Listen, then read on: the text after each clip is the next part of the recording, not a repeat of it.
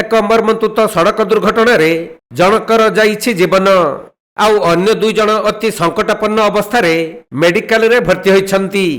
ରାସ୍ତା କଡ଼ରେ ଛିଡ଼ା ହୋଇଥିବା ଏକ ଟ୍ରକ୍ ପଛପଟେ ଏକ ଦ୍ରୁତଗାମୀ ବୋଲେରୋ ଭାରସାମ୍ୟ ହରାଇ ଶକ୍ତ ଧକ୍କା ଦେବାରୁ ଘଟିଥିଲା ଭୟଙ୍କର ଦୁର୍ଘଟଣା। ଫଳରେ ଗାଡ଼ିରେ ଥିବା ଡ୍ରାଇଭରଙ୍କ ସମେତ 3 ଜଣ ଅତି ଗୁରୁତର ଆହତ ହୋଇଥିଲେ।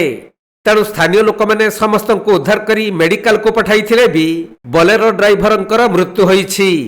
କେନ୍ଦୁଝର ଜିଲ୍ଲା ଚମ୍ପୁଆ ଥାନା 520 ନମ୍ବର ଜାତୀୟ ରାଜପଥର ରଘୁଆଳ ସାହି ଓଭରବ୍ରିଜ ନିକଟରେ ଘଟିଛି ଏହି ଦୁର୍ଘଟଣା।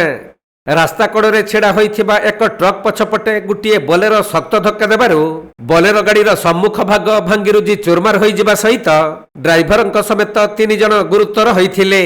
ତେଣୁ ସ୍ଥାନୀୟ ଲୋକମାନେ ସମସ୍ତଙ୍କୁ ଉଦ୍ଧାର କରି ପ୍ରଥମେ ନିକଟସ୍ଥ ବାସୁଦେବପୁର ସ୍ୱାସ୍ଥ୍ୟ କେନ୍ଦ୍ରକୁ ନେଇଥିଲେ।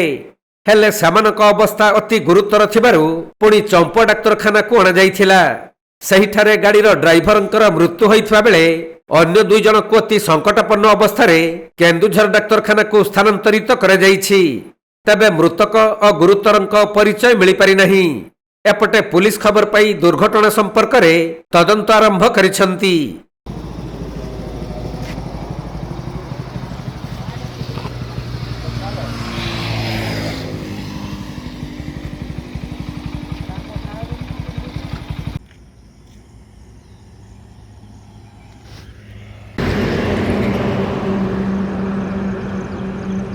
କେନ୍ଦୁଝର ଜିଲ୍ଲାରୁ ଦୀପେଶ କୁମାର ବେହେରାଙ୍କ ରିପୋର୍ଟ, କୋଣାର୍କ ଲାଇଭ୍।